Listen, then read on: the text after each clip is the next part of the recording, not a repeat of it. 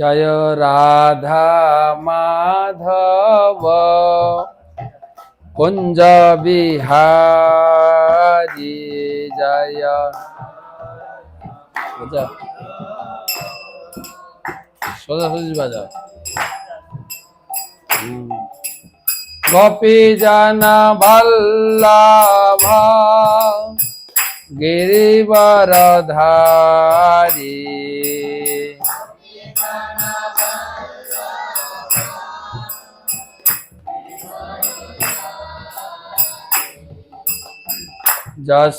যশোদানন্দন ব্রজ জনরঞ্জন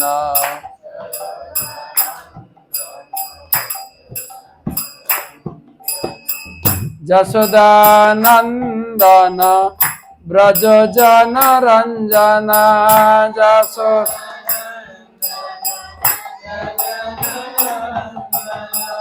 যমুনা তীরা বনচারী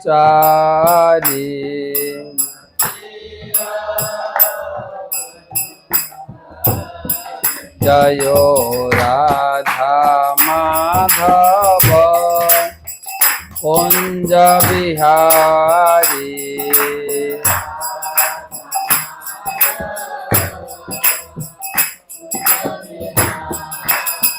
জয় রাধা মাধব কুঞ্জ বিহারী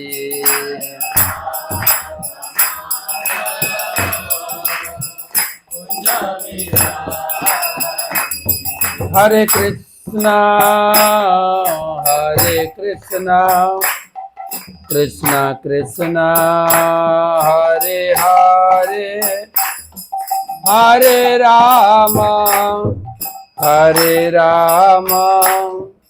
রাম রাম হরে হরে হরে হরে কৃষ্ণ কৃষ্ণ কৃষ্ণ হরে হরে হরে রাম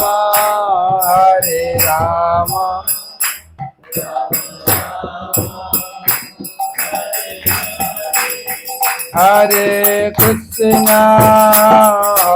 কৃষ্ণ কৃষ্ণ কৃষ্ণ হরে হরে হরে রাম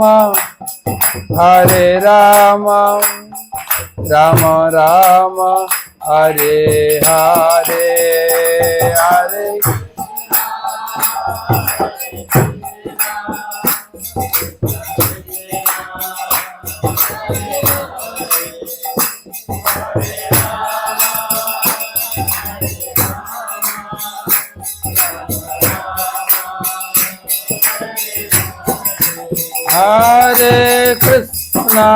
হরে কৃষ্ণ কৃষ্ণ কৃষ্ণ হরে হরে হরে রাম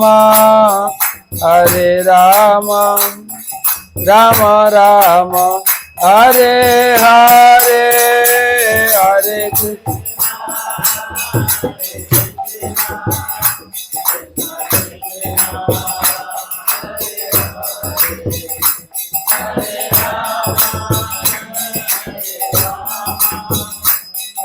রাম রাম হরে হরে हरिनाम संकीर्तन की श्री श्री जगन्नाथ बलदेव सुभद्रा महारानी सुदर्शन जीव की जय। रथयात्रा शुरू হয়েছে না হবে? রথযাত্রা শুরু হয়ে গেছে, কিন্তু আমাদের স্নান যাত্রা থেকে রথের প্রস্তুতি। পুরীতে তো রথ শুরু হচ্ছে অক্ষয় তৃতীয়া থেকে। ওই দিন থেকে রথ তৈরির কাজ শুরু। ওই দিন থেকে মাথায় ঢুকে গেল রথ রথ রথ, সবসময় মাথায় ঘুরবে রথ রথ, সবাই রথ রথ রথ। তো আমাদের ইস্কনে বা গৌড়ীয় সংস্থাতে স্নান যাত্রা থেকে রথযাত্রা শুরু। এখন জগন্নাথ মন্দিরের ভিতরে ঢুকে গেছেন। পূজারীদের বেশি কাজ নেই। জগন্নাথ বলছেন যে এখন মন্দিরে বেশিক্ষণ না থেকে বাইরে বেরোবে, সব লোকজনকে ডাকবে, আমি রেডি হচ্ছি, রথে উঠব, তো সবাই এখন থেকে রেডি হয়ে যাও। সেই 16 তারিখে, কত তারিখে? 16 তারিখে রথ তো নাকি? 16 তারিখে সবাই সপরিবারে, আর কি বলে, সবান্ধবে, হ্যাঁ, আত্মীয় স্বজনকে ডেকে নিয়ে আসুন, সবাই আমাকে রথে বসিয়ে টেনে টেনে কোথায় নিয়ে যাবে? মাসির বাড়িতে বা গুন্ডিচা মন্দিরে। ঠিক ঠিক ঠিক ঠিক ঠিক, হ্যাঁ। আবার বলা হয় বৃন্দাবনে, মন্দিরকে বলা হয় দ্বারিকা, আর গুন্ডিচা মন্দিরকে বলা হয় বৃন্দাবন। তো ভগবান যাবেন বৃন্দাবনে 9 দিনের জন্য, রথ থেকে উল্টো রথ পর্যন্ত 9 দিন মাসির হাতে সেবা নেবেন ভগবান। মাসি, জগন্নাথের মাসি হচ্ছেন গুন্ডিচা মাতা, তার হাতে সেবা নেবেন। তো সেই জন্য এক পক্ষে বলতে গেলে রথযাত্রা চলছে, এখন আমাদের কাজ হচ্ছে এই কুমারঘাটে যত সনাতনী হিন্দু লোক আছে সবাইকে পাম্পলেট দিয়ে আমন্ত্রণ করতে হবে, নেমন্ত্রণ করতে হবে, রথযাত্রা সবাই আসবেন। যদি রথ ধরতে ভয় করেন তাহলে দূর থেকে দর্শন করবেন। হ্যাঁ, দর্শন করলেও ভগবান বলেছেন রথে চ বামনম দৃষ্টা পুনর্জন্ম না বিদ্যাৎ। রথে যখন ভগবান বসবেন, রথে উপবিষ্ট ভগবানকে দর্শন করার জন্য 33 কোটি দেবদেবী আসবেন, শুধু রথে ভগবানকে দর্শন করার জন্য। তাই বলা হয়েছে যে রথের দড়ি, ওইটা দড়ি নয়, একে বলে বাসুকি নাগ, সেই দড়িকে যজ্ঞ করা হয়, যজ্ঞতে মন্ত্রসিক্ত করা হয়, তারপরে রথে বাঁধা হয়। তাই সেই দড়ি ধরলে, টানবেন তো পরে, যখন দড়িটা ধরবেন, দড়ি ধরার সাথে সাথে 33 কোটি দেবদেবীর চরণ স্পর্শ হয়ে যাবে। 33 কোটি দেবদেবী রথে আছেন, আমরা দেখতে পাচ্ছি না কে কি রূপে আছেন। কেউ চামার ঢোলাচ্ছেন, কেউ ভগবানের সেবা করছেন, কেউ সিঙ্গার করছেন, কেউ ভোগ লাগাচ্ছেন, কেউ আরতি লাগে, কেউ বা মানুষ রূপে দেবদেবীরা রথের সামনে নৃত্য করছেন, দড়ি ধরে টানবেন আনন্দে। কিন্তু দড়ি স্পর্শ করলেই সমস্ত দেবদেবীর চরণ ছোঁয়া হয়ে যাবে। আর যখন টানবেন প্রতি পদক্ষেপে অশ্বমেধ যজ্ঞের ফল পাবেন, যত পা হাঁটবেন।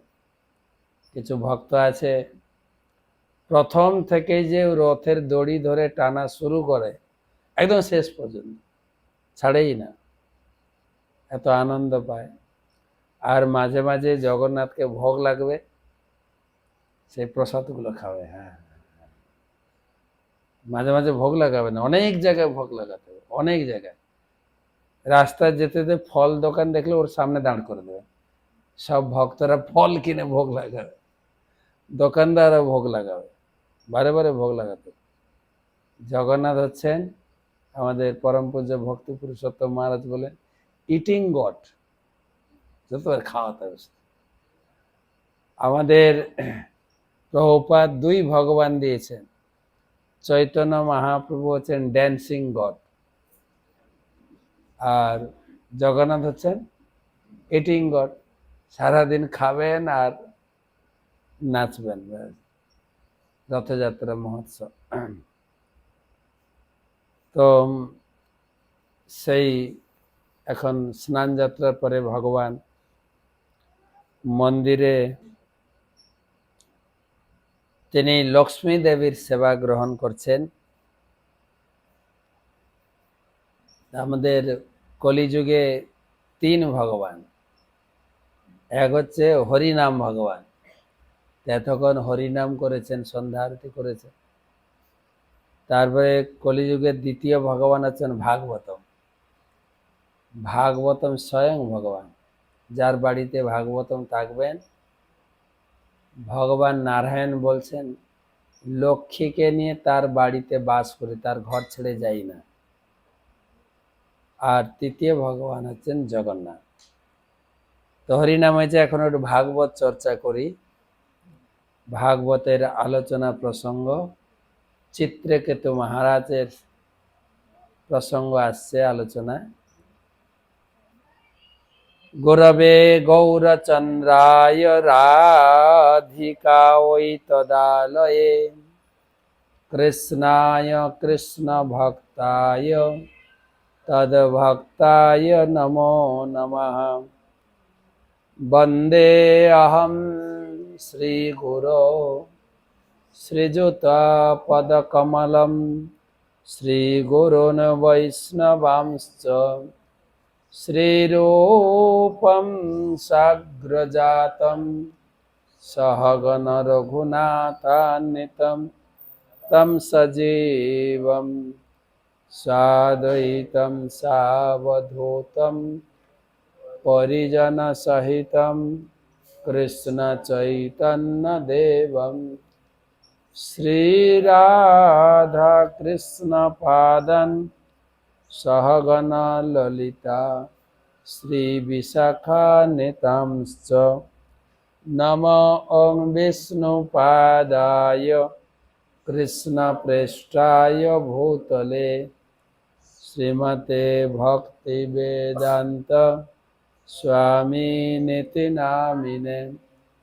নমস্তে সারস্বতে দেবে গৌরবাণী প্রচারিণে নির্বিশেষ শূন্যবাদী পাশ্চাত্য দেশতারিণে।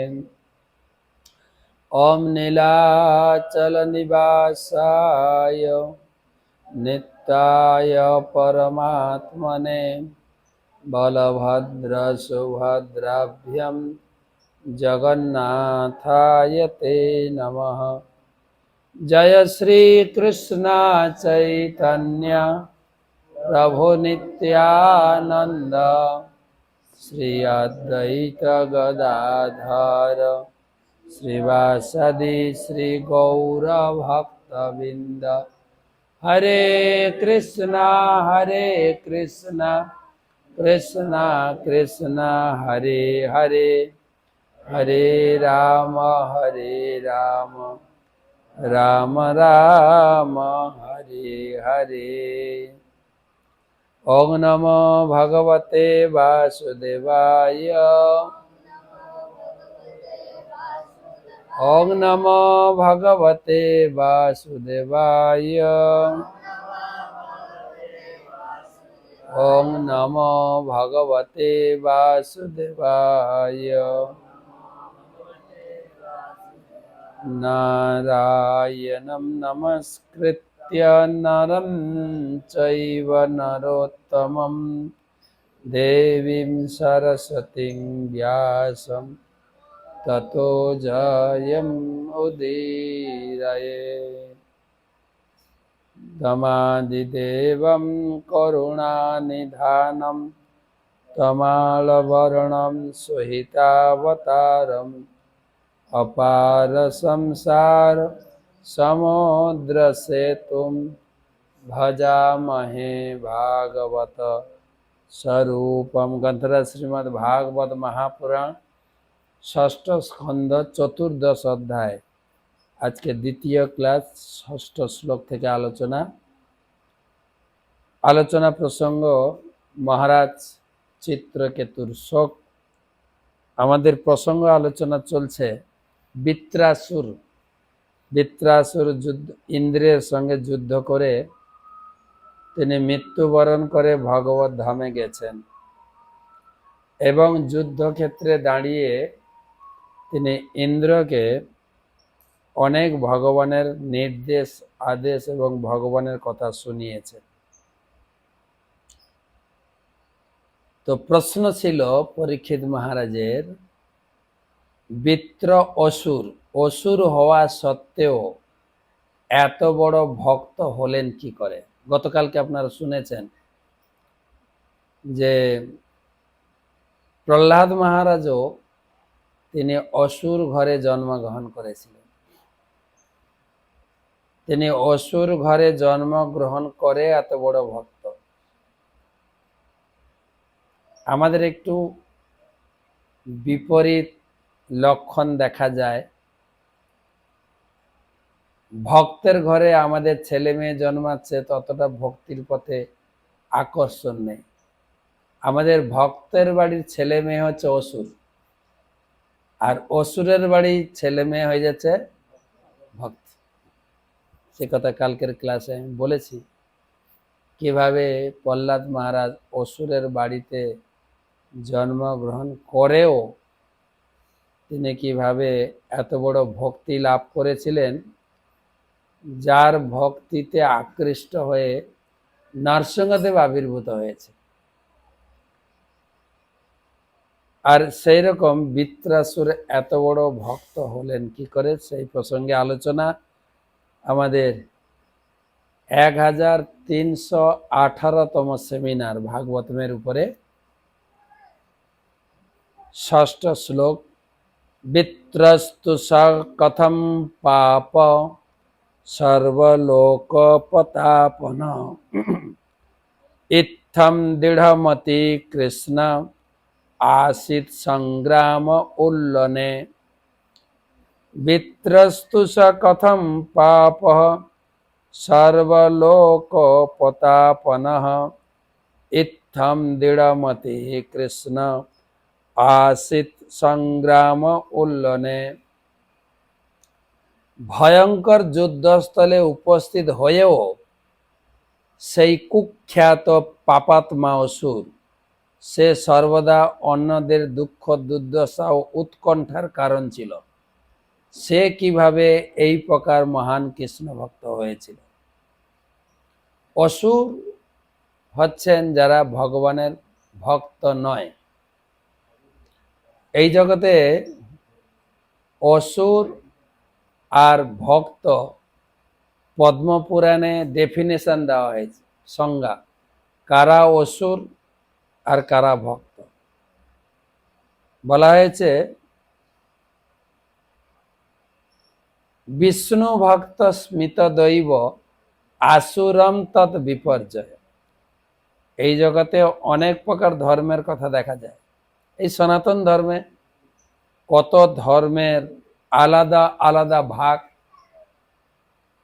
সবাই বলে সবারটাই বড়, আমার পন্থাটাই হচ্ছে সর্বশ্রেষ্ঠ পন্থা। নিজের নিজের, আমাদের ইংরেজিতে বলে মাই ওয়ে ইজ হাইওয়ে, ইংরেজিতে বলে আমার রাস্তাটাই হচ্ছে ঠিক। কিন্তু গতকালকে আমরা আলোচনা করেছি মহাপ্রভু রূপ গোস্বামীর আলোচনাতে, যে কৃষ্ণ ভক্ত বলা আছে যে একজন, এই জগতে অনেক প্রকার ভক্তি দেখা যায়, কিন্তু প্রসন্নাত্মা কৃষ্ণ ভক্ত মুক্তানাম অপি সেদ্যানাম নারায়ণ পরায়ণ সুদুর্লভ প্রসন্নাত্মা কোটিস্বপি মহামনে। কোটি কোটি মানুষের ভিতরে দুই একজনকে পাওয়া যায় যে কেবল সম্পূর্ণরূপে ভগবান কৃষ্ণের বা বিষ্ণুর ভক্ততে পরিণত হয়। কোটি কোটি মানুষের ভিতরে হিসাব করে দেখেন না, এই শহরে কত লোক আছে, এই খুঁজে খুঁজে এই কটা লোককে পাওয়া গেছে আজকে সন্ধ্যায়। গীতায়ও বলেছেন মনুষ্যানাম সহস্রেষু, সহস্র সহস্র মানুষের মধ্যে দুই একজন ভক্তি করার চেষ্টা করবে। তাই জিজ্ঞাসা করছেন পরীক্ষিত মহারাজ, কিভাবে সম্ভব সব কিছু পরিত্যাগ করে ঘর সংসার আত্মীয় স্বজন সম্পূর্ণরূপে উজাড় করে দিয়ে কেবল কৃষ্ণতে ভক্তি, যেটা বৃত্রাসুর দেখিয়েছেন।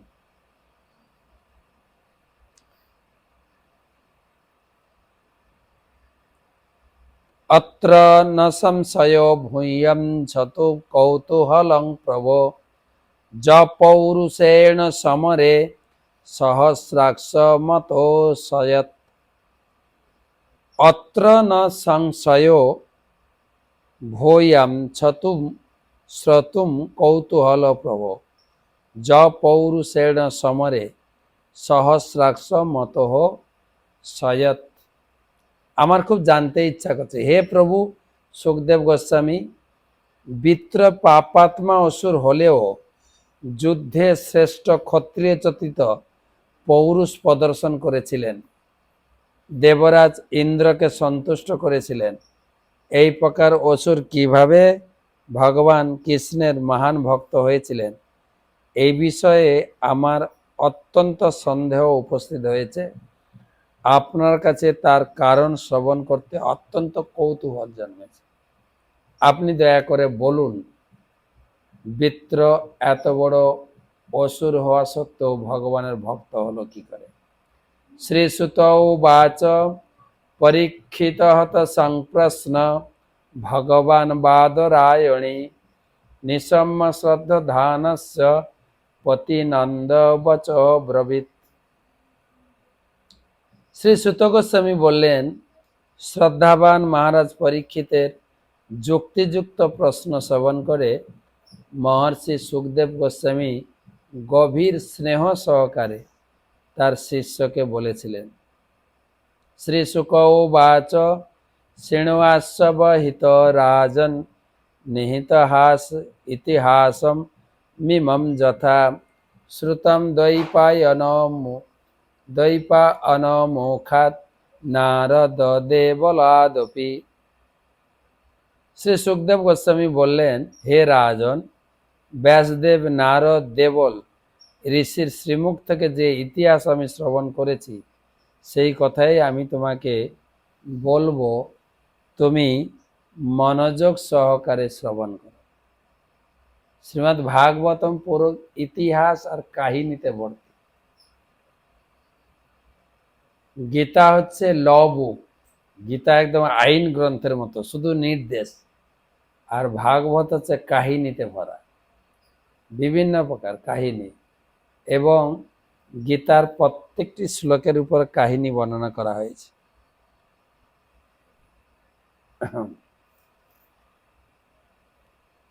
আর একটা শ্লোক পড়ি। आसीद्राज सार्वभौमः सुरसेनेषु वै नृप चित्रकेतुरिति ख्यातो যস্যাসিত কামদুংহরি। হে মহারাজ পরীক্ষিত, সুরসন দেশে চিত্রকেতু নামক একজন রাজা ছিলেন, যিনি সারা পৃথিবীর একছত্র সম্রাট ছিলেন। আগেকার দিনে ছিল, সারা পৃথিবীতে একজন রাজা ছিলেন। এখন ভেঙে ভেঙে ভেঙে হয়ে টুকরো টুকরো হয়ে গেছে।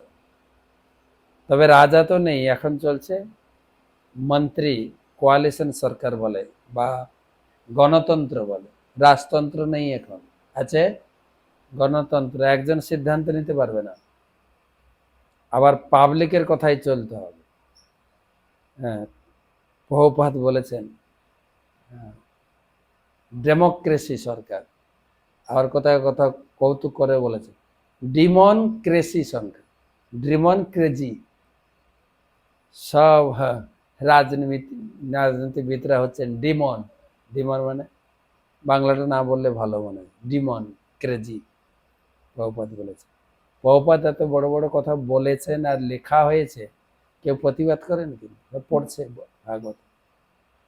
এখন তো ভাদ্র পূর্ণিমা ম্যারাথন চলছে, এখানে ততটা হুজুগ নেই, এখানে রথের জন্য সবাই চিন্তা করছে।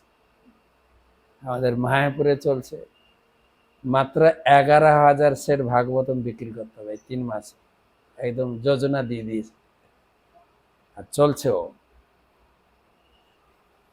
সারা বিশ্বে ইসকন থেকে এই জুলাই, আগস্ট, সেপ্টেম্বরে 1,08,000 সেট ভাগবতম প্রচার হবে, টার্গেট নিয়েছে। তো সব ভাগবত পড়ছে তো লোকে, ভাগবতমে কি লেখা আছে, কিন্তু প্রভুপাদের কথায় কেউ প্রতিবাদ করেনি। তো চিত্রকেতু বলে একজন রাজা ছিলেন, তিনি একছত্র সম্রাট ছিলেন, যেরকম যুধিষ্ঠির মহারাজ একছত্র সম্রাট ছিলেন সারা পৃথিবীর, বাকি ছোট ছোট রাজতন্ত্র ছিল। তার রাজত্বকালে পৃথিবী কামধুক ছিলেন, অর্থাৎ জীবনের সমস্ত আবশ্যকতাগুলি পূর্ণ করতেন। এখন তো সারা ভারতবর্ষে প্রত্যেকটি রাজ্যে বেকারের সমস্যা, হ্যাঁ সব রাজ্যে। কালকে একটা বাড়িতে ছিল, পড়াশোনা করে ত্রিপুরাতে চাকরি নেই, অন্য রাজ্যে চলে যাব, আবার অন্য রাজ্যের লোক চিন্তা করছে আবার অন্য রাজ্যে যাব। তো কিন্তু এখানে বলছেন চিত্রকেতু মহারাজ, যুধিষ্ঠির মহারাজ, পরীক্ষিত মহারাজ, বা আপনার শুনবেন রাম রাজ্য, যেখানে জনগণের যা প্রয়োজন, এর পরে পরে আরো বলবেন, যা প্রয়োজন সব ভগবান দিতেন দেবদেবীদের মাধ্যমে। এই যে বর্ষা রাত্রে হবে, দিনে হবে না, কিন্তু আবার যখন বর্ষা দরকার ততটুকু বর্ষা হবে। এখন তো উল্টো হয়, যখন বর্ষা তখন বর্ষা নেই, যখন দরকার অন্য সময় বর্ষা হবে, ক্ষেত যখন রেডি হয়ে যাবে ফসল সব নষ্ট হয়ে যাবে। বা অনেক সময় দেখা যায় ফসল পেকে যখন তুলবো তখন হয়ে গেল ধান, আর তুলতে পারবো না, মাঠেই আবার ধানের গাছ হয়ে যাচ্ছে। কিন্তু এখানে বলছেন কামধুক। প্রভুপাদ লিখেছেন নেতারা যদি ভক্ত হন, হ্যাঁ, তাহলে ধীরে ধীরে ভগবান সন্তুষ্ট হয়ে আমাদের প্রজাদের যা প্রয়োজন তা দেবেন। সব তো আছে। যখন পৃথু মহারাজের সময় দেখা যায় চতুর্থ স্কন্ধে, পৃথু মহারাজের আগে ছিলেন বেন মহারাজ। বেন এত দৌরাত্ম অসুর রাজা ছিল, সে তার জন্য যজ্ঞ টজ্ঞ সব বন্ধ, ব্রাহ্মণদেরকে মারা হতো, যজ্ঞের জন্য যা উপকরণ দরকার গাভী হত্যা থেকে শুরু করে কুশ গাছ সব তুলে ফেলে দেওয়া হতো। তখন সমাজে হাহাকার পড়ে গেল, চাষবাস হচ্ছে না, গাই দুধ দিচ্ছে না, ফল গাছ লাগালে ফল হয় না। এখন তো তাই হচ্ছে, তো দেখবেন আম কত ছোট হয়ে গেছে, বা নারকেল দেখবেন ডাবগুলো শুকিয়ে গেছে। এইসব উপর দিয়ে যত ইলেকট্রিক তার গেছে তার প্রতিক্রিয়া। মাঠে সার ঔষধ না দিলে কিচ্ছুই হবে না। তখন পৃথু মহারাজ এসে যজ্ঞ করে দেবদেবীকে সন্তুষ্ট করলেন, পুনরায় আবার সেই ভূমিতে ফসল ফলতে শুরু করল। আর এখন ফসলের উপরে তো বেশি লোক নির্ভরই করছে না, কোথায় একটা চাকরি পেলেই হলো, বাস চাষবাস। আগেকার দিনে ছিল মেয়েকে বিয়ে দিতে গেলে খোঁজ নিতেন তার বাড়িতে কতগুলো ধানের গোলা আছে, আর এখন কি খোঁজ নেয়, চাকরি করে কি, তাহলে হবে। আমাদের এপিজে আব্দুল কালাম বলেছিলেন, এই যে আব্দুল কালাম নাম শুনেছেন, ত্রিপুরার মন্ত্রী ছিল মানে না কি ছিল, এপিজে আব্দুল কালাম সাবেক রাষ্ট্রপতি, খুব খুব গরিব ঘর থেকে উঠেছিলেন এবং পড়াশোনা করে নিজের দক্ষতায় অনেক বড় পদ হাসিল করেছিলেন। এবং তিনি বেশিরভাগ স্কুলে যেতেন লেকচার দেওয়ার জন্য, সব স্টুডেন্টদেরকে উৎসাহ দিতেন যে তোমরা পড়াশোনা করে দেশের একজন সৎ নাগরিক এবং নিজের গরিমায় বড় হওয়ার চেষ্টা করো। তিনি বলতেন যে বর্তমান ভারতে সমস্ত শিক্ষা প্রতিষ্ঠানগুলি কেবল চাকরির উদ্দেশ্যে পড়াচ্ছে, সেই জন্য ভারতে কয়েকটা চাকর জন্মাবে, এর থেকে বেশি কিছু আশা করা যায়। সব দেখেন সবার উদ্দেশ্যে চাকরি, কিন্তু আমাদের জীবনের যা প্রয়োজন জন্ম দিয়েছেন যিনি, আহার যোগাবেন তিনি। যেরকম বাবা মা ছেলে মেয়েকে জন্ম দিয়ে ছেলে মেয়ের জন্য চিন্তা করে, ছেলে হলে বড় চাকরি করবে কি বিজনেস করবে, মেয়েকে উপযুক্ত পাত্রে দান করব যেখানে সে সারা জীবন সুখে শান্তিতে থাকতে পারে। কিন্তু ভগবানও সেরকম আমাদের জন্ম দিয়ে তিনি চিন্তা করেছেন, আমি তো জন্ম দিলাম, এরা খেয়ে পরে বাঁচবে কি করে। গীতাতে লিখেছেন সহযজ্ঞা প্রজাসৃষ্টা পুরবাচ প্রজাপতি, আমি যজ্ঞ সহ জীব সৃষ্টি করেছি। তুমি গীতা ভাগবতম পড়ে যজ্ঞ করো, যজ্ঞ করলে মেঘ হবে, মেঘ হলে বৃষ্টি হবে, বৃষ্টি হলে খাদ্যশস্য তুমি উৎপাদন করতে পারবে। কোনো কলকারখানাতে খাদ্য তৈরি হয় না, কোনো নাট বোল্ট তৈরি হয়। তাই আমরা নির্ভর করি কৃষকের উপরে। তাই প্রভুপাদ বলছেন নেতাদের যদি আধ্যাত্মিক ক্ষমতা না থাকে তাহলে কেবল দেশ শাসন করেই মানুষের সমস্যার সমাধান করা সম্ভব নয়। তাকে মহারাজ যুধিষ্ঠির, মহারাজ পরীক্ষিত, মহারাজ রামচন্দ্রের মতো হতে হবে, তাহলে দেশের সমস্ত অধিবাসীরা পরম সুখী হবে। আমাদের পশ্চিমবঙ্গে একজন পাওয়া গেছে মন্ত্রী, আমাদের শুভেন্দু অধিকারী, যেখানে যায় খোল করতাল নিয়ে কীর্তন করা শুরু, নাচতেই শুরু করে। ঠিক আছে, ভাগ্যক্রমে হয়ে গেছে মুখ্যমন্ত্রী এখন। কিন্তু সেই এসে মায়াপুরে প্রথম এসে বললেন যে এই সমাজে অনেক ধর্মীয় সংস্থান আছে, আমাদের সনাতন ধর্মে অনেকে তো চ্যারিটি করছে, দাতব্য, স্কুল বানাচ্ছে, হসপিটাল বানাচ্ছে, কিন্তু ইসকন একটা কাজ করছে কি, গীতা ভাগবতমের জ্ঞান প্রচার করছে। যেখানে যায় বা আমাদের প্রধানমন্ত্রীও বলেন पृथ्वी के कोने कोने में इस्कन गीता भागवतम की ज्ञान प्रचार करते हैं। লোকে গীতা ভাগবতমে জ্ঞানের মূল্য বোঝে না, শুধু খেটে কি করে খাবো, বেঁচে খাটতে লাগে না তো। আর যা খাটছি, যা ইনকাম করছি, পুরোটা খেতেও পাচ্ছি না।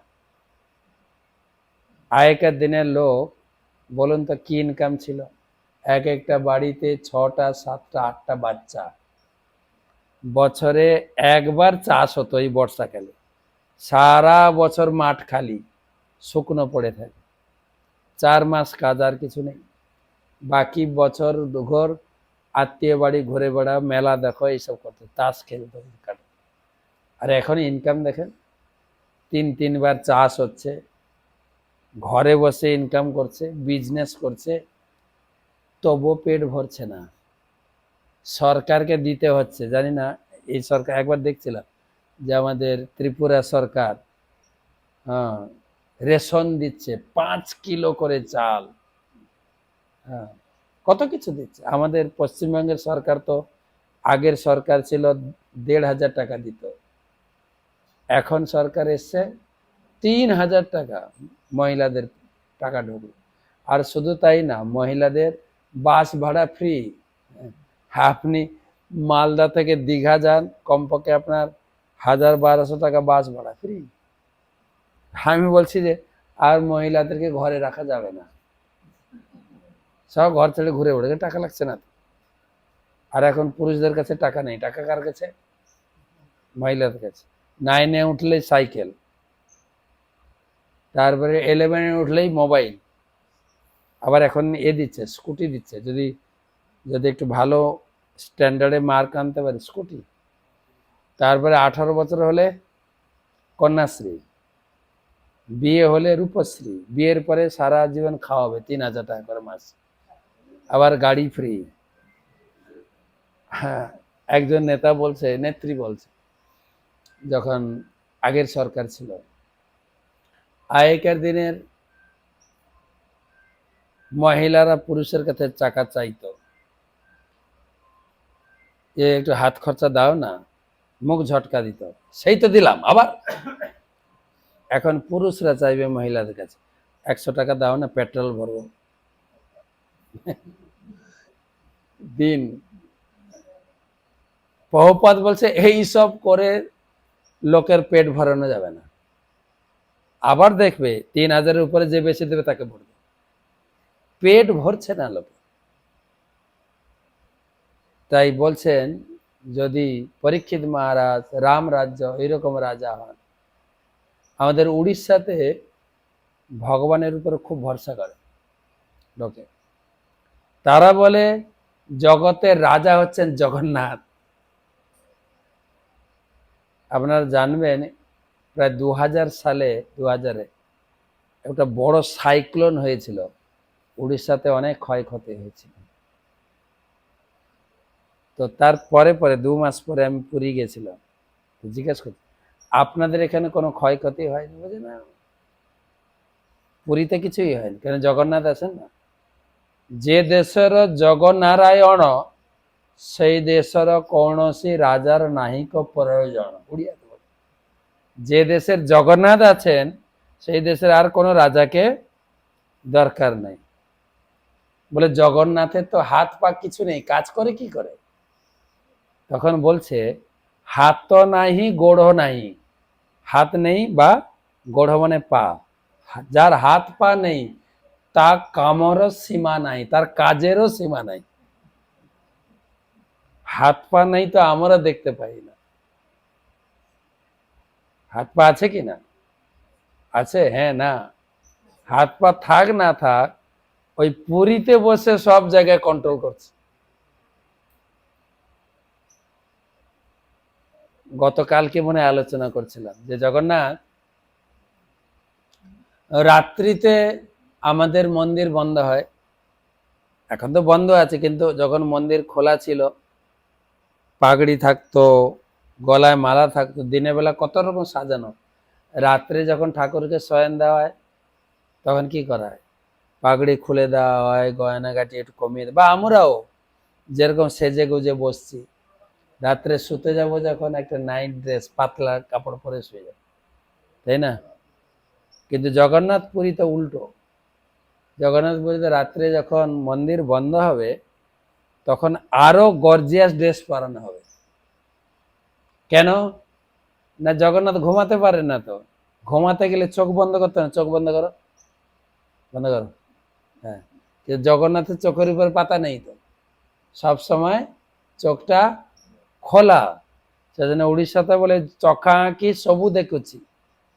সব ভগবানের চোখে ফাঁকি দিতে পারেন, সরকারের চোখে ফাঁকি দিতে পারেন, কিন্তু জগন্নাথের চোখে ফাঁকি দেয়। কারণ চোখ বন্ধ হয় না, সবসময় হাঁ করে থাকে, বন্ধ হয় না।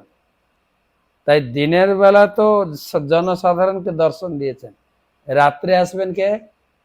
দেবদেবী আসবেন, দেবদেবী আসবেন দর্শন। কেন? ইনি কেবল এই মর্তভূমির রাজা না, ইনি হচ্ছেন জগৎ নাথ, মানে সারা জগতের মালিক। মনে হচ্ছে হাত নেই পা নেই, বা এইরকম আমাদের গ্রামের লোকে খোঁটাও দেয়। কেউ যদি অলস হয় তাকে কি বলে? জগন্নাথের খোঁটা দেয়। তুমি কি ঠুঁটো জগন্নাথ, কাজ করতে পারো না? খোঁটা দেয় কি? শুনেছেন এরকম? হাত পা নেই না, হাত পা লাগে না, তো তার ইঙ্গিতে সবকিছু চলছে, যা কিছু হচ্ছে, যা কিছু হবে, সবকিছু তার পরিকল্পনা। প্রতিদিন রাত্রে দেবদেবী আছেন। পুরী গেছেন কেউ? পুরী, এখানে পুরী মন্দির, পুরী মন্দিরের 4টা গেট আছে। পূর্ব দিকের গেটকে বলে সিংহদ্বার, যেটা দিয়ে ভক্তরা প্রবেশ করে। দক্ষিণ দিকের গেট হচ্ছে অশ্বদ্বার, বড় বড় ঘোড়া আছে, সেটা দিয়ে কারা আসে? পূর্ব গেট হচ্ছে ধর্ম গেট, তারপরে ধর্মের পরে অর্থ, যারা বড় বড় ধনী বড় বড় রাজা তারা দক্ষিণ দিক দিয়ে ঢুকে। ধর্ম অর্থ কাম মোক্ষ, যারা মুনি ঋষি জঙ্গলে পাহাড়ের গুফায় যারা তপস্যা করে তারা পশ্চিম গেট দিয়ে ঢুকে, যেটা গেটের নাম হচ্ছে বাঘ্রদ্বার, দুটো বড় বড় বাঘ আছে। আর কোন গেট বাকি থাকলো? পূর্ব হয়ে গেল, দক্ষিণ হয়ে গেল, পশ্চিম হয়ে গেল, আর কোন গেট? উত্তর গেটে দুটো বড় বড় হাতি, হস্তিদার, সেটা দিয়ে দেবদেবী আসে রাত্রে দর্শন করতে। যমরাজ আসে, ইন্দ্র আসেন রাত্রে দর্শন করতে আসে। দর্শন করে রিপোর্ট, কোম্পানির মালিক বা অফিসের ম্যানেজারকে যে রিপোর্ট দিতে হয় কিনা, তুমি কি কি কাজ করেছে এই মাসে, রিপোর্ট। দেবদেবীরা আসে জগন্নাথের কাছে রিপোর্ট পেশ করতে, স্বর্গলোকে কত লোক এসছে, কত লোক পুণ্য শেষ করে নরকে গেছে, রিপোর্ট প্রতিদিন। যমরাজ আসেন প্রতিদিন, বিভীষণ আসেন প্রতিদিন। একদিন যমরাজ এসছেন, যমরাজ মন্দিরে ঢুকেছেন, মন্দিরে ঢুকে দেখছে রাত্রে একটা টুনটুনি পাখি, আর যমরাজ ওর দিকে তাকিয়ে আছে। পাখিটা যমরাজকে দেখে চিৎকার করছে, চ্যাঁ চ্যাঁ করে চিৎকার করছে। পাখিদের রাজাকে গরুড়, গরুড় দেখছে, আচ্ছা যমরাজ আমার এই বংশের পাখি ছোট বোনটাকে মারবে, ঠিক আছে, কি এমন জায়গায় রেখে দিয়ে আসবো কেউ খুঁজেই পাবে না। তো যমরাজ ওখান থেকে ভগবানের কাছে গেছে, ভগবানকে প্রণাম করেছেন। ভগবান বলছে বসো। বলছে প্রভু একটা প্রশ্ন আগে করব আপনাকে। তো ভগবান দেখছেন যমরাজ খুব চিন্তিত, বলছে এত টেনশন নিচ্ছ কেন, কি হয়েছে বলো। না আমি যখন মন্দিরে ঢুকলাম একটা ছোট্ট টুনটুনি পাখি দেখলাম, তো ওর কিছুক্ষণ পরে মৃত্যু আছে, আর ওর মৃত্যু আছে কোথায়, পরে বলছি কোথায়। তো আমি তো অবাক হচ্ছি, এই ছোট্ট পাখিটা এখানে আছে, ছোট্ট ডানাতে এত দূর উড়ে পৌঁছাবে কি করে, টাইম তো শেষ। জগন্নাথ বলছেন টেনশনে বেশি নিও না, আমার ইঙ্গিতে সবকিছু চলছে, হাওয়া বইছে, সূর্য ঠিক টাইমে উদিত হচ্ছেন। যচ্চক্ষুরেষু সবিতা সকল গ্রহাণম রাজা সমস্ত সুরমূর্তি অশেষ তেজা যৎসঙ্গয়া ভ্রমতি সংভীর্ত কালচক্র। তারপর লাইনটা সবাই জানেন, গোবিন্দম আদি পুরুষম তমহম ভজামি। আমার নির্দেশে সূর্য প্রতিদিন পূর্ব দিকে উদিত হয়ে পশ্চিম দিকে অস্ত যাচ্ছে। কখনো টাইম ফেল করেছেন? দেখবেন যে আজকে এখনো সূর্য উঠলো না, 6টা 7টা বেজে গেল, শুনেছেন কখনো? আমরা মাঝে মাঝে লেটে উঠি, লেটে অফিসে পৌঁছায় দিয়ে কি বলি, সরি। সূর্যদেব কোনোদিন না, তো একজ্যাক্ট টাইম, তো তোমার তো টেনশন গেছে। তারপরে ভগবানের সঙ্গে মিটিং টিটিং করে যখন মিটিং করছিলেন, এদিকে গরুড়দেব কি করেছে, তার পাখার উপরে সেই পাখিটাকে নিয়ে রেখে দিয়েছে অনেক দূরে। যমরাজ যখন ফিরে এসছেন দেখে পাখিটা এইখানে ছিল, নেই, তো খুঁজছেন। তখন গরুড় জিজ্ঞাসা করেছে কি খুঁজছো? ওই টুনটুনি পাখিটাকে তুমি মারবে, অত সোজা? আমি ওকে এমন জায়গায় রেখে দিয়েছি তুমি টেরই পাবেন। বলছে কোথায় রেখেছে? ওর মৃত্যু আছে এখান থেকে 10,000 যোজন দূরে। 1 যোজন মানে 8 মাইল, 1 মাইল মানে 1.5 কিলোমিটার বেশি। 10,000 যোজন মাইল দূরে একটা গাছের কোটরে তার মৃত্যু হবে। সে এখানে আছে, তো ওখানে পৌঁছাবে কি করে? তখন গরুরের মাথায় হাত। গরুর তাকে কি করেছেন, তাকে পিঠে চড়িয়ে পাখনাতে চড়িয়ে 10,000 যোজন মাইল দূরে মানস সরোবরের তীরে গাছের কোটরে রেখে দিয়েছে। তখন যমরাজ বলে ভালোই হলো তাহলে তো, কারণ যমরাজের টেনশন, যার টাইম হয়ে যাবে তাকে মারতেই হবে, এটা একটা অর্ডার আছে তার উপরে, তাই তো নাকি?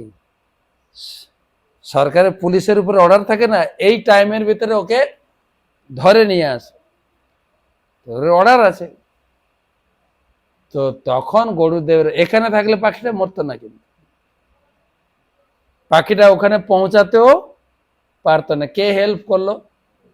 গরুর তখন মাথায় হাত। তাহলে আমি ওকে বাঁচতে সাহায্য করলাম না মরতে সাহায্য করলাম? মরতে সাহায্য।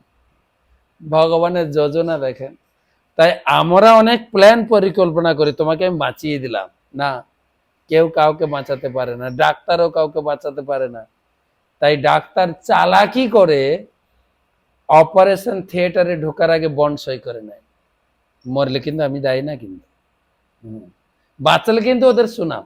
আমাদের হসপিটালে এই একদম দুরাক্রান্ত রোগীটা ভালো হয়ে গেল বলছে না, সেই জন্য সবার কন্ট্রোল জগন্নারায়ণ।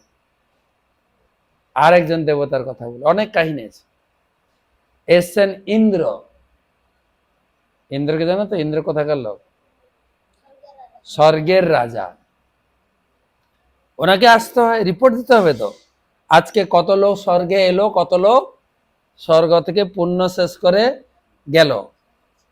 এসেছেন, প্রণাম করেছেন, প্রণাম করে ভগবানের সঙ্গে মিটিং টিটিং করে বেরিয়ে যাচ্ছেন। তো বেরিয়ে যাওয়ার পরে জগন্নাথ মন্দিরে দেখেছেন একটা অ্যাটাচ সুপার মার্কেট আছে, কি নাম যেন? আনন্দ বাজার সুপার মার্কেট। আমাদের এই শহরে সুপার মার্কেট থাকে না? আগে ছিল এক একটা দোকান, এক একটা দোকানে এক একটা জিনিস কিনতে হতো, আনাজ কিনতে হতো, কোথায় গিয়ে চাল কিনতে, কোথায় কাপড়, কোথাও গয়নাগাটি। আর এখন এখন একটা দোকানে সব পাবেন, যেটা হলো সুপার মার্কেট। ঠিক সেই রকম জগন্নাথ মন্দিরের গায়ে একটা মার্কেট আছে, যার নাম হচ্ছে আনন্দ বাজার। আমাদের আনন্দ কিসে বলেন তো? কীর্তনে আনন্দ লাগে না, তারপর লেকচারে অতটা আনন্দ লাগে না, মেন আনন্দ কিসে? প্রসাদ। সেই জন্য বারে বারে বলতে হয়, প্রসাদ আছেন, কেউ যাবেন না আপনারা? ক্লাসের শেষে প্রসাদ আছে, মাঝে মাঝে টোপ দিতে হবে, নাল থাকবে না লোকে। প্রসাদ আছে, প্রসাদ আছে। বা আপনারা যখন অ্যানাউন্স করবেন আজকে এই অনুষ্ঠান আছে রথযাত্রায়, রথযাত্রা শেষে প্রসাদ, প্রসাদটা বললে থাকবে লোক। মেন আনন্দটা হচ্ছে প্রসাদ।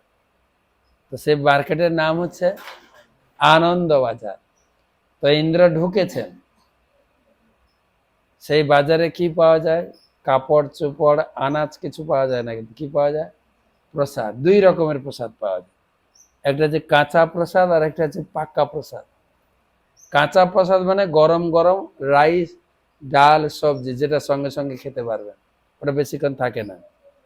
পাক্কা প্রসাদ মানে ঘি দিয়ে যেটা পাকানো হয়েছে, খাজা, গজা, লাড্ডু, মালপোয়া, যেটা আপনার 15 দিন, 20 দিন, 1 মাসও থাকবে, বাড়ি নিয়ে যেতে পারবেন। অন্যটা বাড়ি নিতে পারবেন না, ওখানেই খেতে হবে আপনি। তো বাজারে ঢুকলেই এত সেন্ট, শুদ্ধ ঘি, গোবিন্দভোগ চাল এসব রান্না করা, তো এটা সুন্দর সেন্ট। বাজারে ঢুকে শুধু এরকম করে করো, কি সেন্ট, পুরো মার্কেট একদম সুগন্ধ। তো ইন্দ্র ঢুকে, বাজারটার নাম কি বললাম? আনন্দ বাজার। তো সেন্ট নিলে মন ভরবে, পেট ভরবে না, কিন্তু পেট ভরতে গেলে কি করতে হবে? প্রসাদ কিনে খেতে হবে, ঠিক আছে? প্রসাদ কিনে। আপনি বলবেন আমার কাছে টাকা নেই, তাহলে আমার আনন্দ হবে কি করে? প্রসাদ কিনতে পারবো না, খেতে পারবো না। এটা টিপস বলে দিই, আমি তো পুরী যাই, বছরে 3-4 বার যাই, ঠিক আছে? টিপস বলে দেবো, হ্যাঁ। আপনি মার্কেটে ঘুরবেন, প্রচুর দোকান, হ্যাঁ, দোকানদার আপনাকে ডাকবে, ইয়াড়ু আসো, মানে এখানে আসো, আপনার হাতে একটু রাইস লাগিয়ে দেবে, দেখো তো রাইসটা গরম আছে কিনা, খেলেন। আর একটু দোকানে যাবেন, একটু সবজি দেবে, খাবেন, টেস্ট। আর একটু পায়েস, একটু ডাল, খেতে খেতে আপনার পেট ভরে যাবে। হ্যাঁ, ওই বাজারে যে ঢুকে আনন্দ নিয়েই বেরোবে, নিরানন্দ হবে না। টাকা নেই বলে খেতে বললাম না, না, ভগবান আপনার ব্যবস্থা করে দেবে। তো ইন্দ্র ঢুকেছে, ইন্দ্র ঢুকে দোকান থেকে প্রসাদ নিয়ে খেয়েছে, খেয়ে দিয়ে পয়সা না দিয়ে চলে যাচ্ছে। পিছনে পান্ডা ধরেছে, এই এই পয়সা না দিয়ে পালাচ্ছ, এই আরে কথা শুনছে না তো। আর ইন্দ্র তো সোজা হাঁটছেন, কারো কথা এই কি হলো, টাকা না দিয়ে পালাচ্ছ, পয়সা দাও দাও দাও। ইন্দ্র কোনো কথাই শুনছে, আর পান্ডা পিছনে দৌড়াচ্ছে, আরে কি হলো, আমার কথা বুঝে না নাকি, টাকা দাও। কিছু দূর যাওয়ার পরে ঘুরেছে ইন্দ্র, এই তুমি পয়সা যাচ্ছ, আমি কে জানো, তুমি কে? বলে আমি হচ্ছি স্বর্গের রাজা ইন্দ্র। তো কি হয়েছে, পয়সা প্রসাদ খেয়েছো, টাকা দেবে। তারপর বলছে দেখো, আমি স্বর্গ থেকে এসেছি, আমার কাছে ইন্ডিয়ান রুপিজ নেই, তো তোমাকে দেবো কি করে। ধরুন আমেরিকা থেকে যদি কেউ আসে এখানে, দোকানে একটা পান খেয়েছে, পানের কত দাম, 10 টাকা, সে দিয়েছে 100 টাকার ডলার, $100। বলে এগুলো বুঝি না, আমাকে 10 টাকা দাও। বলে আমার 10 টাকা নেই, তাহলে মুখ থেকে পান বের করো, বলো। তো ইন্দ্র বলছে আমার কাছে ইন্ডিয়ান রুপিস নেই, তো দেবো কি করে, তুমি বরং অন্য কিছু চাও, দেব। তখন পান্ডা দেখছেন এই ইন্দ্র হলে হতে পারে, কেন, এই যখন চলছে তার পা মাটিতে ঠেকছে না, দেবতাদের পা মাটিতে ঠেকে না, মাটি থেকে উপরে থাকে। আরে যুধিষ্ঠির মহারাজের রথ মাটিতে ঠেকতো না, উপরে চল, মাটিতে চলে যারা আমরা পাপীরা, তাই মাটিতে চলে, যারা পুণ্যাত্মা তারা তো মাটিতে চলে না। নারদ মুনি কোনোদিন মাটিতে চলে না, সবসময় আকাশে উড়ে বেড়ায়। আমাদের দিকে আমাদের ইস্কনে গুরুদেবরাও আকাশে উঠতেই আছে, এই দেশ থেকে ওই দেশ থেকে, ওই দেশ থেকে ওই দেশ ভ্রমণ করতে, কোথায়, আকাশে। তো দেখা যায় তো এই পা মাটিতে পড়ছে না, এই দেবতা হতে পারে। আর কোন দেবতা এ, ইন্দ্র, স্বর্গের রাজা। স্বর্গের তো রাজা, কিন্তু আরেকটা ডিপার্টমেন্ট ওর হাতে আছে। কোন ডিপার্টমেন্ট, দেখবেন মেন মন্ত্রী, মুখ্যমন্ত্রী, বিশেষ করে ডিফেন্স, কিছু কিছু ডিপার্টমেন্ট হাতে রাখে। তো ইন্দ্রের হাতে কোন ডিপার্টমেন্ট আছে, বৃষ্টি। কোন ডিপার্টমেন্ট, বৃষ্টিটা ওনার হাতে। তখন পান্ডা মনে করছে, আরে আমাদের উড়িষ্যাতে অনেক দিন ধরে বৃষ্টি হয় না, তাহলে বৃষ্টির মিনিস্টার এসছে, ওর কাছ থেকে চাওয়া হোক ওইটা। বলছে দেখো, আমাদের উড়িষ্যাতে অনেক দিন ধরে বৃষ্টি হয়নি, আপনি তো বৃষ্টির ইনচার্জ, দয়া করে আপনি বৃষ্টি দিন। ইন্দ্র বলছে ঠিক আছে, বসব, আচমন করে পবিত্র হয়ে যাও, হ্যাঁ, আমি তোমাকে এটিএম কার্ডের পিন নাম্বার দিয়ে দেবো, পিন নাম্বার দাবালেই টাকা বেরোবে না, বৃষ্টি বেরোবে। তখন বলছে আচমন করেছেন, তখন তাকে একটা মন্ত্র দিয়েছে, মন্ত্র দিয়ে ইন্দ্র চলছেন। এই পান্ডা চিন্তা করলো ইন্দ্র যায় কোথায় দেখবো। তো ইন্দ্র যাচ্ছেন, তার পিছনে পিছনে পিছনে পিছনে গিয়ে দেখলো সমুদ্রের তীরে উপর থেকে হ্রদ এলো, ইন্দ্র সেই রথে করে স্বর্গে চলে গেল। তখন এই পান্ডা চিন্তা করলো তাহলে এই জায়গাটা হচ্ছে স্বর্গে যাওয়ার এয়ারপোর্ট, ওখানে একটা কাঠি পুঁতে দিয়েছে, সেই জায়গাটার নাম হচ্ছে স্বর্গদ্বার, স্বর্গের গেট ওখানে। তবে ইন্দ্র তো গেছিলেন সশরীরে, আমরা কেউ সশরীরে স্বর্গে যেতে পারবো না। তাই উড়িষ্যার লোকেরা বলে যে যেখানে মারা যাক, তার ডেড বডি যদি এখানে অন্ত্যেষ্টিক্রিয়া বা জ্বালানো যায়, সে স্বর্গে যাবে। সেই জন্য সব সময় ওখানে চিতা জ্বলছে, 6-7টা চিতা। এখন তো আবার দোতলা করে দিয়ে নিচে কুলাচ্ছে না, আবার উপরে জ্বলছে। এই হচ্ছে স্বর্গদ্বার। তো তারপরে পান্ডা তো মন্ত্র পেয়েছে, ইন্দ্র তো চলে গেল, এবারে মন্দিরে ফিরেছে। মন্দিরে দেখছেন না, মন্দিরের পাশে সব লোক বসে থাকে না, ও বসেছে, বসে পরীক্ষা করছে যে পিন নাম্বারটা কাজ করে কিনা দেখি একটু। তো আচমন করে মন্ত্র জপ করা শুরু করেছে। যেই মন্ত্র জপ করা শুরু, সেই বৃষ্টি চালু হয়েছে। আর কোথায় বৃষ্টি হচ্ছে? ওর মাথার উপরে শুধু, আর কোথাও বৃষ্টি হচ্ছে না। বৃষ্টি হচ্ছে, আর অঝোর ঝড়ে বৃষ্টি নামছে ওই জায়গায়। আর ও দেখছে যে আরে মন্ত্রটা কাজ করছে। তো তখন মাথায় পাগড়ি লাগিয়ে ও নাচতে শুরু করেছে, বৃষ্টির মাঝখানে নাচছে। সব লোক অবাক, সারা পুরী জলমগ্ন হয়ে যাচ্ছে। বৃষ্টি নেই, কোথায় বৃষ্টি হচ্ছে? ওই মন্দিরের ওখানে। সবাই ছুটে এসে কি ব্যাপার দেখে, ওই লোকটা পাগড়ি বেঁধে নাচছে। তখন ওকে জিজ্ঞাসা করবে কি ব্যাপার, এইখানে শুধু বৃষ্টি হচ্ছে আর কোথাও হচ্ছে না? বলে হবে না, আমার কাছে এখন পিন নাম্বার আছে, পিন নাম্বার দাবালেই বৃষ্টি নাম। সমস্ত ঘটনা বলেন। রাত্রে ইন্দ্র এসে আমার দোকানে প্রসাদ খেয়েছেন, টাকা দেয়নি, কিন্তু আমাকে একটা বৃষ্টি হওয়ার মন্ত্র দিয়ে গেছে। তো তাকে নাম দিয়েছিল মেঘমালিয়া। যখন খুশি ও মেঘকে ডেকে বৃষ্টি করাতে পারত। তো এরকম দেখা যায় জগন্নাথ হচ্ছেন সবার রাজা, ঠিক আছে? তাই আমাদের জগন্নাথকে ধরে রাখলে, জগন্নাথের চরণে আশ্রয় গ্রহণ করলে আমরা নিজেরা সুরক্ষিত। ঠিক ঠিক ঠিক ঠিক ঠিক, ঠিক আছে না? ঠিক ঠিকইও বলে দিয়েছে। তাই এখানে বলছেন যে রাজা যদি ভক্ত হতে পারে, রাজা যদি ধার্মিক হয়, তাহলে ভগবান সন্তুষ্ট হয়ে সেই রাজ্যের প্রতি, সেই দেশের প্রতি জনগণের যা প্রয়োজন সব দেবেন। কিন্তু বর্তমান সরকার সব দেশেই লোভী সরকার।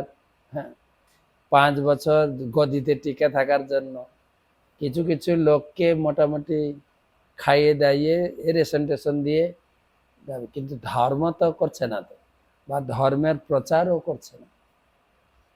বেদে বলা হয়েছে ঈশাবাস্য ইদম সর্বম যৎ কিঞ্চাৎ জগতাম জগৎ। ঈশ মানে ভগবান, ঈশ মানে ভগবান।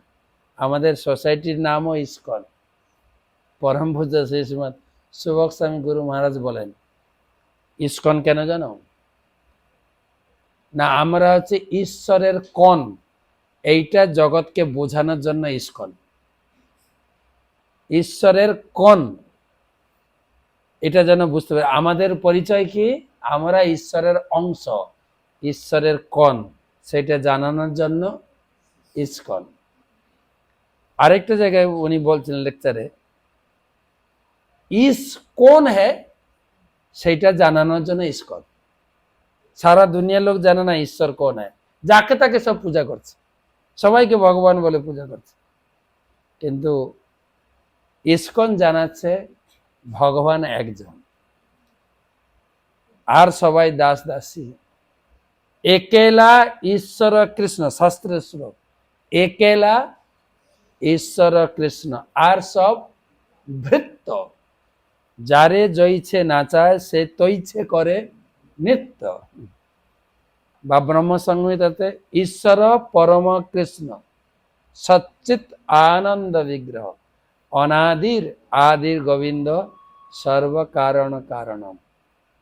আবার গীতায় নিজে ভগবান বললেন অহম সর্বস্ব প্রভব, আমি সবকিছু, আমি সৃষ্টি করেছি, আমি তোমাকে পালন করছি, যখন দরকার তোমাকে এখান থেকে তুলে নিয়ে যাবো, আমি ধ্বংসকর্তা।